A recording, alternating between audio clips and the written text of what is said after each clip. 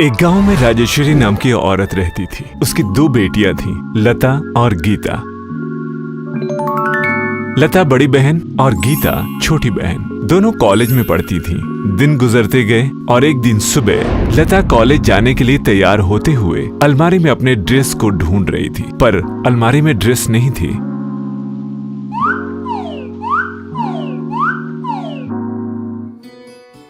कहाँ है? यही रखा था।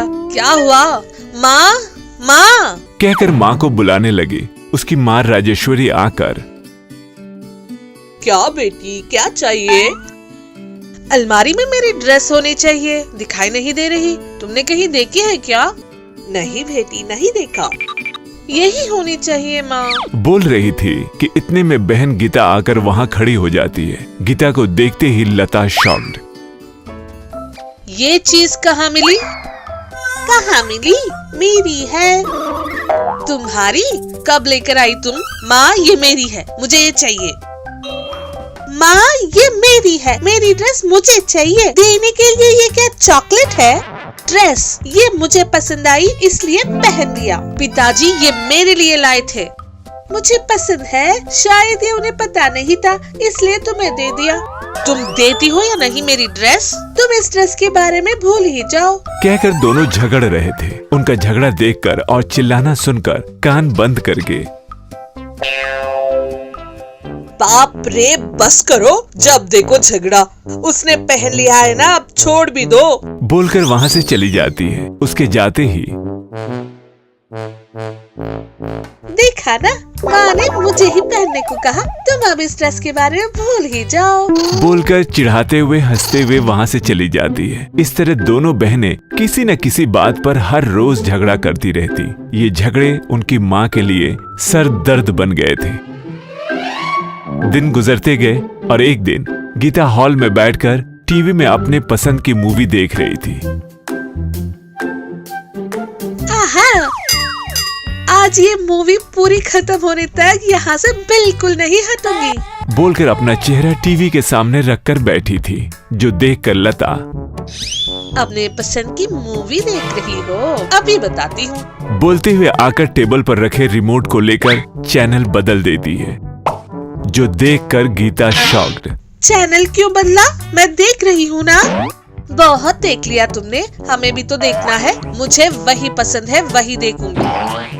क्या पसंद है तुम्हें? मुझे ये मूवी बहुत पसंद है, मैं यही देखूंगी, मैं यही देखूंगी, मैं वही देखूंगी। मुझे ये मूवी चाहिए, कहकर दोनों रिमोट पकड़कर झगड़ा कर रही थी। उतने में उनकी माँ आकर टीवी ऑफ करके, ये बच्चे भी ना, अब देखो जिसको जो पसंद है वो चैनल, बोलती हैं, जो सुनकर दोनों बहनें शॉक्ड हो जाती हैं। लता उठकर वहाँ से जाते हुए, जाओ देखो तुम्हारी पसंद की मूवी, बोलती हुई गई, जो देखकर गीता को बहुत गुस्सा आया। तुमने मुझसे पंगा लिया है ना, दिखाती हूँ कि मैं क्या हूँ, मन में सोच रही थी। उस दिन सोते समय उनकी माँ वहाँ आकर, बेटी कल होली है ना, बहुत काम होंगे, जरा जल्दी उठना, सुबह लेट हो गया तो काम धरे के धरे रह जाएंगे। ठीक है माँ, कहकर सो गए। पर गीता मन में, पसंद की मूवी देख रही थी तो तुमने डिस्टर्ब किया ना, कल बताऊंगी तुम्हें, सोचते हुए सो गई। सुबह हो जाती है, दोनों बहनें उठ जाती हैं। गीता चारपाई से उठते हुए फिसलकर नीचे गिर गई, कहकर जोर से चिल्लाती है। इस चीख को सुनकर राजेश्वरी दौड़ते हुए आती है। क्या हुआ बेटी? लगता है नींद में उठी थी माँ, वहाँ पर जमीन गीली थी, बिना देखे पैर रखकर फिसल गई, बिल्कुल उठा नहीं जा रहा माँ। अच्छा, धीरे से उठो जरा, कहकर बेटी का कंधा पकड़कर उठाने की कोशिश कर रही थी। गीता बहुत दर्द दिखा रही थी। माँ मेरे बस में नहीं है, यही ऐसे ही रहूंगी, बहुत दर्द हो रहा है माँ, कमर टूट गई लगती है, कहकर चिल्ला रही थी, जो देखकर लता, अच्छा ठहरो, अभी डॉक्टर को फोन करके बुलाती हूँ। इस तरफ एक, उस तरफ एक, 2 इंजेक्शन लगाएंगे, सेट हो जाएगा, कहती है। डॉक्टर की बात सुनकर गीता, किस लिए? नहीं नहीं, एक दिन रेस्ट लूंगी तो वही ठीक हो जाएगा। बोलती है, जो सुनकर लता को सब समझ में आ गया। तुरंत माँ से, माँ ये काम से बचने के लिए नाटक कर रही है, ये सब झूठ बोल रही है। अगर तुम गिरोगी तो तुम्हें तब पता चलेगा दर्द क्या है। कहकर फिर से दोनों झगड़ा शुरू कर रहे थे कि राजेश्वरी, अरे बस करो बेटी लता, वो क्यों बेकार में दर्द कहेगी, बोलो। दर्द कम होने तक रेस्ट लेने दो, दर्द कम नहीं हुआ तो शाम को डॉक्टर के पास ले चलेंगे। बोलती है। लता बिना कुछ कहे ठीक है कहते हुए सर हिलाती है। गीता धीरे से चारपाई पर आकर सो जाती है। लता और राजेश्वरी दोनों काम कर रहे थे, दोनों काम में लगे थे। अब इसे कैसे रुलाऊं? हाँ, ऐसा करूंगी तो फिर जीवन भर मुझसे पंगा नहीं लेगी। मन में सोचते हुए ऊपर से माँ को सुनाते हुए, हे भगवान, क्यों मुझे इतना कष्ट दिया तुमने? ये लोग कामों में बहुत बिजी है, अब मेरे काम कौन करेगा? किस लिए मुझे इतना दुख?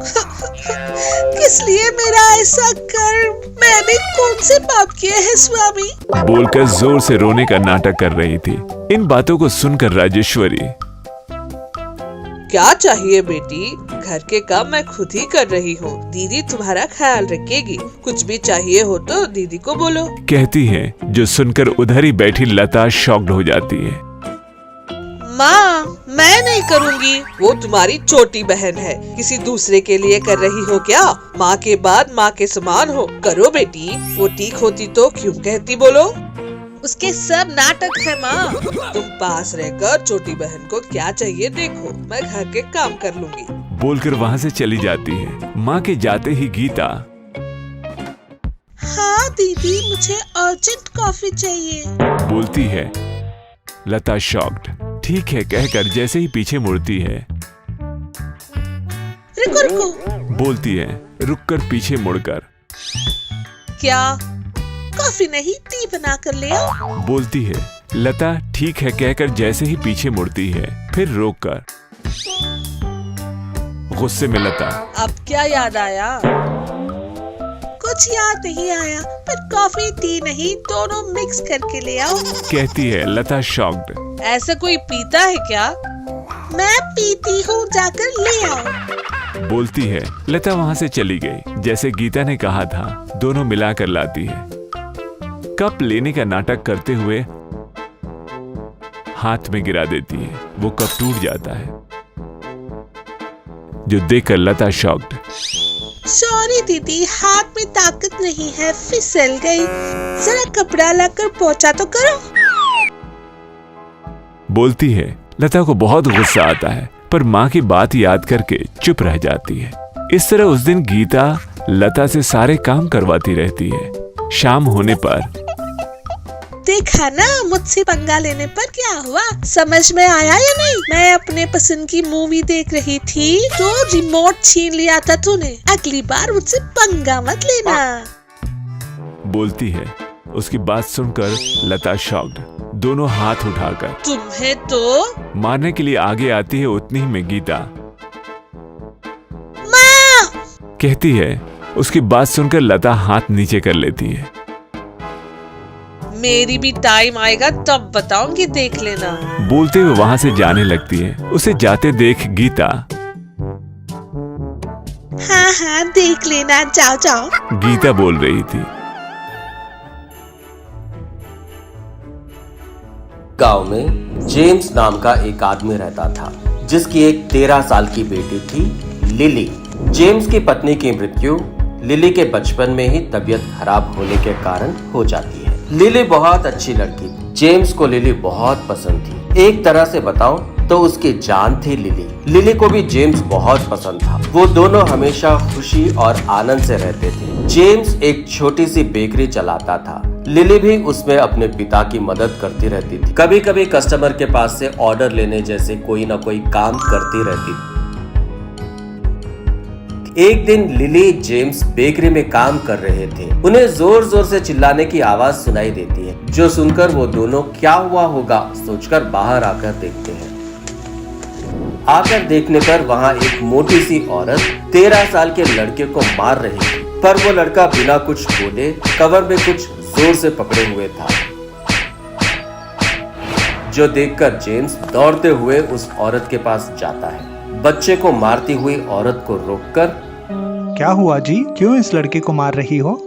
इसने हमारी दुकान में दवाइयाँ चुराई है जी। कितनी हिम्मत होगी तो ये ऐसा काम करेगा? कहते हुए फिर से मारने लगती है, जो सुनकर जेम्स उसे रोककर, रुकिए रुकिए, किस लिए बार बार मार रही हो?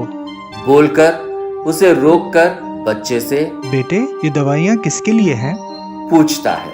तब वो बच्चा, मेरी माँ के लिए है। दवाई खरीदने के लिए मेरे पास पैसे नहीं है जी, पर अगर ये दवाई सही समय पे नहीं पहुँची तो माँ नहीं बचेगी, कहता है। जो सुनकर जेम्स की आंखों में से आंसू आने लगते हैं। वो उस औरत की तरफ देखकर उन दवाइयों के रुपए दे देता है और अपनी बेकरी में से कुछ ब्रेड और जैम कवर में डालकर देता है। उसे लेकर वो बच्चा तुरंत दौड़ते हुए चले जाता है, जो देखकर लिली अपने पिता से, क्या है पापा, ये अपने पास ही पैसे नहीं है और आपने उसे पैसे दिए और ऊपर से ब्रेड जैम भी दिया है। अपना कितना लॉस होगा पता है? और तो और वो बिना थैंक्स कहे चला गया, कहती है। बगल में खड़ी मोटी औरत भी, आपकी बेटी सही बोल रही है। अगर आप इसी तरह सब कुछ दान करते रहे तो कल आपके लिए क्या बचेगा बताइए, कहते हैं। जो सुनकर जेम्स उन दोनों से, अच्छा ही बेचोगी।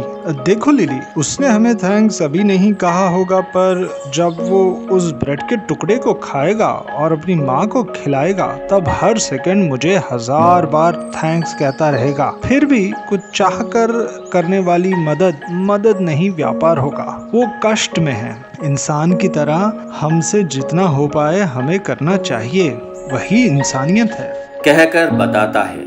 जो सुनकर लिली नाराज होकर, उस इंसानियत से अपना कोई लाभ होगा डैडी, अपना एक समय का गुजारा भी नहीं होगा, कहती है।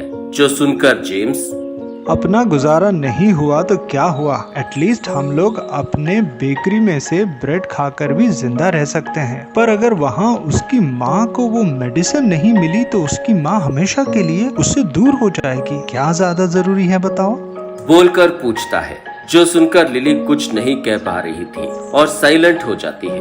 जो देखकर जेम्स, ठीक है चलो जाकर तुम्हारी पसंद का फ्राइड चिकन बनाकर खाते हैं, बोलकर उसे ले जाता है। ये सब देखकर वो मोटी औरत, ये नहीं बदलेंगे, सोचकर वहाँ से चली जाती है। लिली के पसंद का फूड बनाकर उसे अच्छी कहानी सुनाते हुए सो जाता है।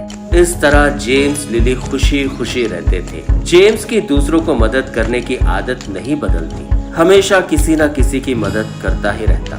इस तरह 10 साल गुजर जाते हैं। अपनी लिली भी बड़ी हो चुकी थी। अब जेम्स और लिली मिलकर बेकरी चला रहे थे।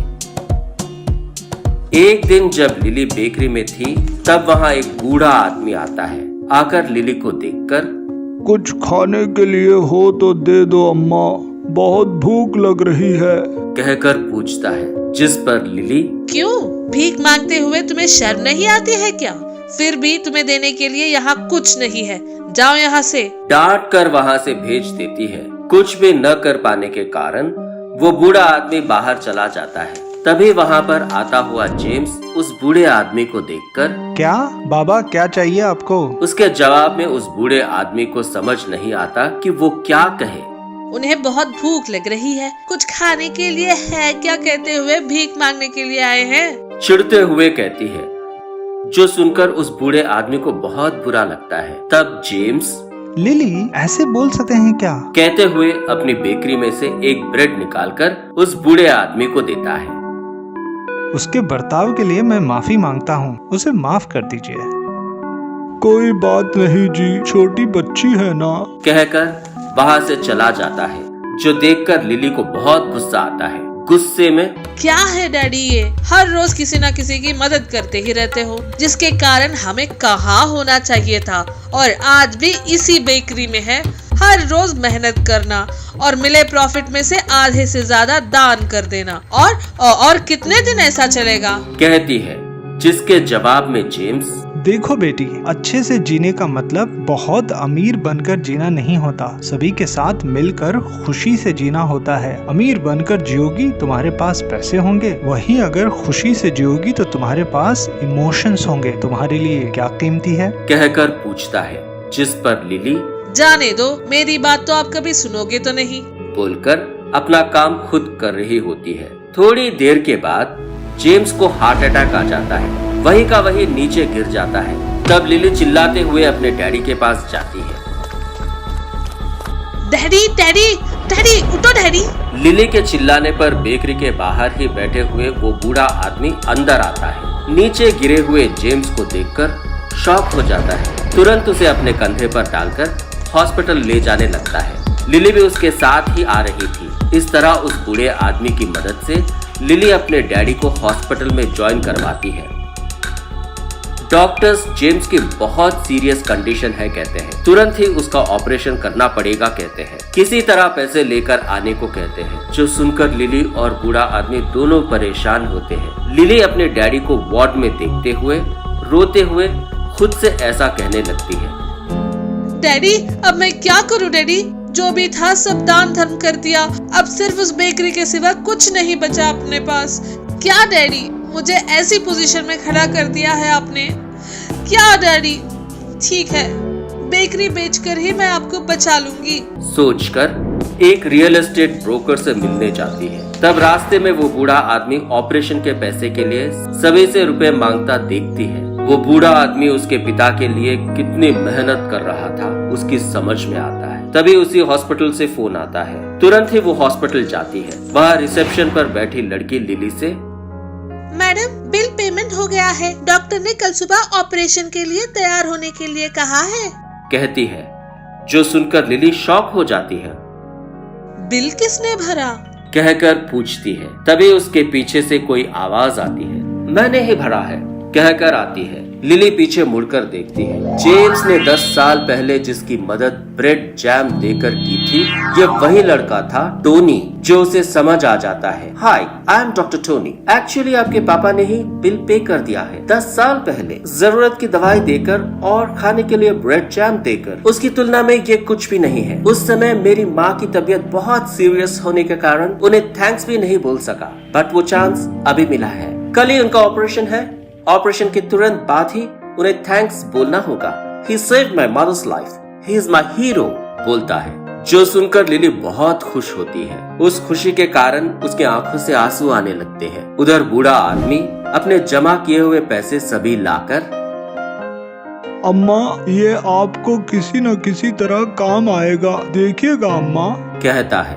जो देखकर लिली को उसके लिए डैडी ने इंसानियत के बारे में जो बातें कही थी वो वहाँ दिखाई देती है। जेम्स की अच्छाई ने ही उसे बचाया। इस तरह जेम्स का ऑपरेशन होता है। जेम्स के उठते ही लिली से जो कुछ भी हुआ वो पूरी बात बताती है। जो सुनकर जेम्स खुशी से लिली से, समझ में आया, good comes back to you.